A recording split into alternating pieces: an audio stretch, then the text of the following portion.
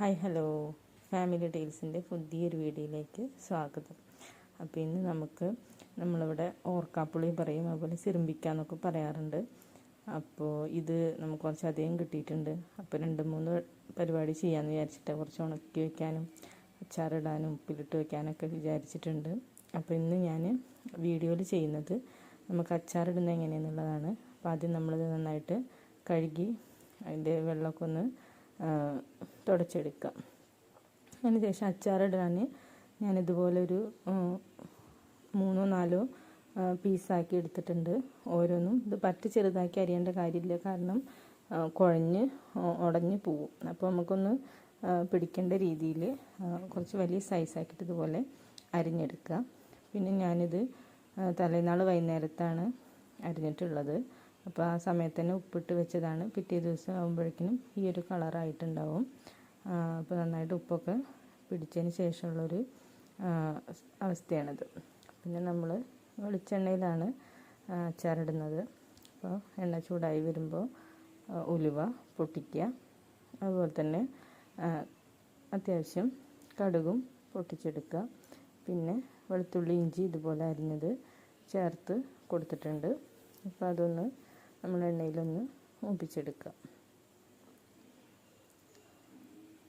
ഏതാണ്ട് അതൊക്കെ ഒന്ന് കടുകൊക്കെ ഒന്ന് പൊട്ടി വെളുത്തുള്ളി ഇഞ്ചിയൊക്കെ ഒന്ന് മൂത്ത് വരുന്ന സമയത്ത് നമ്മൾ ഒരു 3-4 തണ്ട് കറിവേപ്പില ഇട്ട് കൊടുക്കുക. പിന്നെ കറിവേപ്പിലേൻ്റെ പൊട്ടലൊക്കെ ഒന്ന് മാറുമ്പോൾ നമുക്കിതിലേക്ക് കാന്താരി മുളക് ചേർത്ത് കൊടുക്കുക.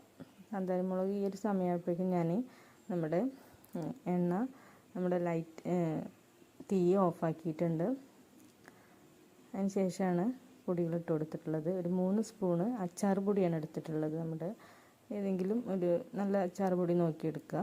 പിന്നെ 1 സ്പൂണ് നമ്മുടെ എരിവുള്ള മുളക് പൊടിയും ചേർത്ത് കൊടുത്തിട്ടുണ്ട്. പിന്നെ നന്നായിട്ട് ആ എണ്ണയിൽ ഒന്ന് മിക്സ് ചെയ്ത് എടുക്കുക. അപ്പോൾ ഈ ഒരു സമയത്ത് തീ ഓഫ് ആക്കിയിട്ടുണ്ട്. എണ്ണ നല്ല ചൂടുണ്ടാവും. അതിൽ തന്നെ നമുക്കിത് പൊടികളൊക്കെ ഒന്ന് മൂപ്പിച്ചെടുക്കാം. കാരണം ഈ ഒരു സമയമാകുമ്പോഴേക്കും എണ്ണ ഒന്ന് തണുത്ത് വരും.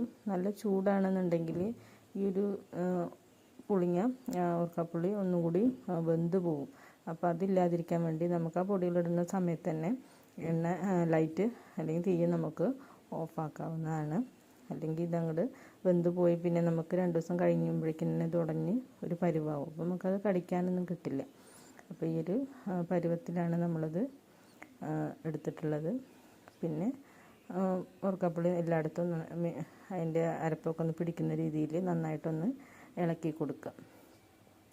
പിന്നെ ഇത് ഞാൻ അപ്പം തന്നെ യൂസ് ചെയ്യാൻ വേണ്ടിയിട്ടാണ്. അതുകൊണ്ട് തന്നെ 2-3 സ്പൂണ് വിനാഗിരി മാത്രമേ ചേർത്ത് കൊടുത്തിട്ടുള്ളൂ. നമുക്ക് കുറച്ച് കാലം അധികം വെക്കണമെന്നുണ്ടെങ്കിൽ കുറച്ചുകൂടെ വിനാഗിരി ചേർത്ത് കൊടുക്കാം. പിന്നെ ഇതുപോലെ അത്യാവശ്യം എണ്ണ ഉണ്ടെന്നുണ്ടെങ്കിൽ പെട്ടെന്നൊന്നും കേടുവരില്ല. അപ്പോൾ നമ്മുടെ സ്വാദിഷ്ടമായ അച്ചാർ റെഡി. ഇപ്പോൾ വീഡിയോ ഇഷ്ടമെങ്കിൽ ലൈക്ക് ചെയ്യുക, സബ്സ്ക്രൈബ് ചെയ്യുക.